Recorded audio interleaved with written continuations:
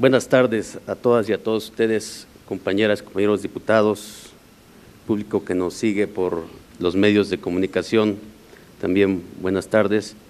Bienvenido, estimado secretario de Gobernación, Miguel Ángel Osorio Chong.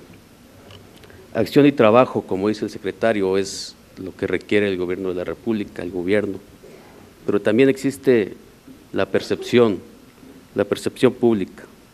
En el grupo parlamentario al que pertenezco, nos encontramos plenamente convencidos que una oposición responsable es una oposición y debe ser una oposición crítica, que construye ciudadanía a través de las opiniones informadas y propuestas que se generen en un intercambio dialéctico, que generen nuevas políticas públicas para bien de todas y todos los mexicanos.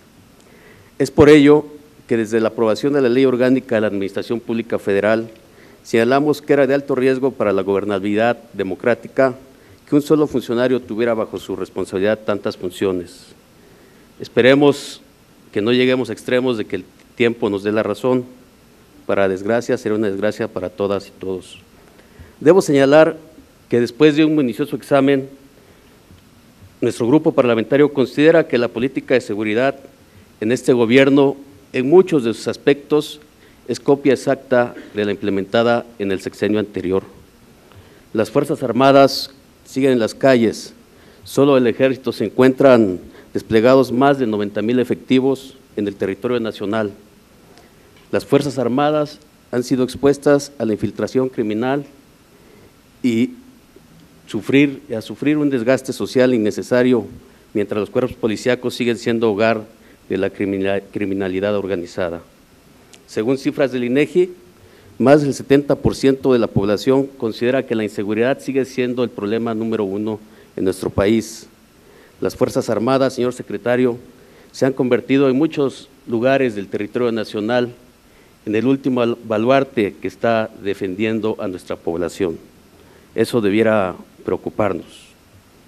Decía que la política de seguridad es en muchos aspectos similar a la del sexenio anterior, y para muestra un botón, en el sexenio anterior Felipe Calderón creó por decreto el Cuerpo de Fuerzas de Apoyo Federal.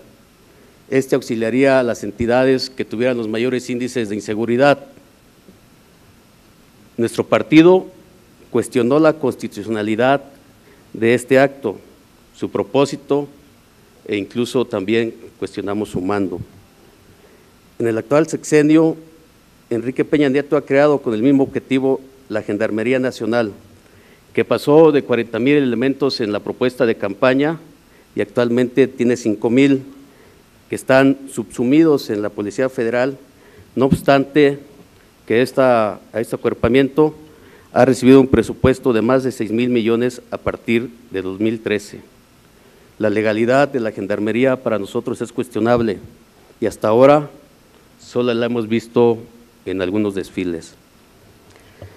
Cuando hablamos de presupuesto también en este Congreso, señor secretario, en el de su secretaría, conforme a la propuesta enviada para el ejercicio fiscal 2016, encontramos que más del 80% de los 67,400 millones se ejercerá en acciones de seguridad pública y seguridad nacional, y en cambio solo el 1.1% de ese gasto se dedica a la defensa y promoción de los derechos humanos, que es un tema muy sensible para nuestra nación y que creo que debemos de revertir esa ecuación.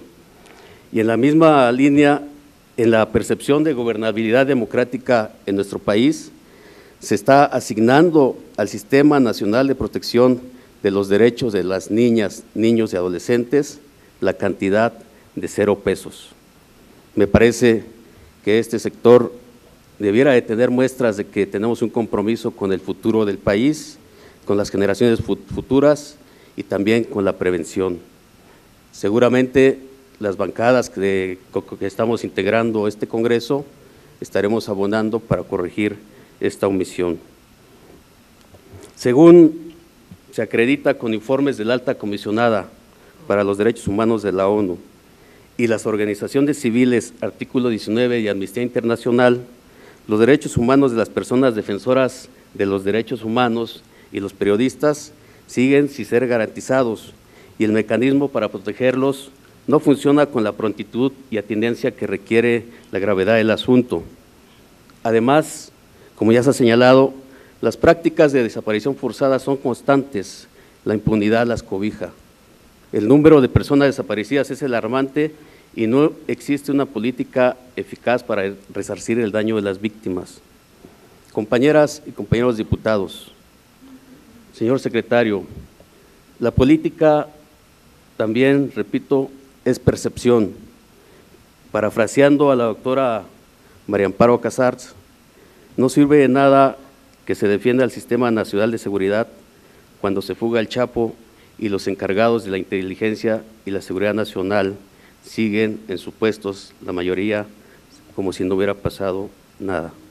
Tampoco sirve de nada, dice la doctora, cuando no se investiga a los peces gordos, entonces no sirve nada el Sistema Nacional Anticorrupción. Tampoco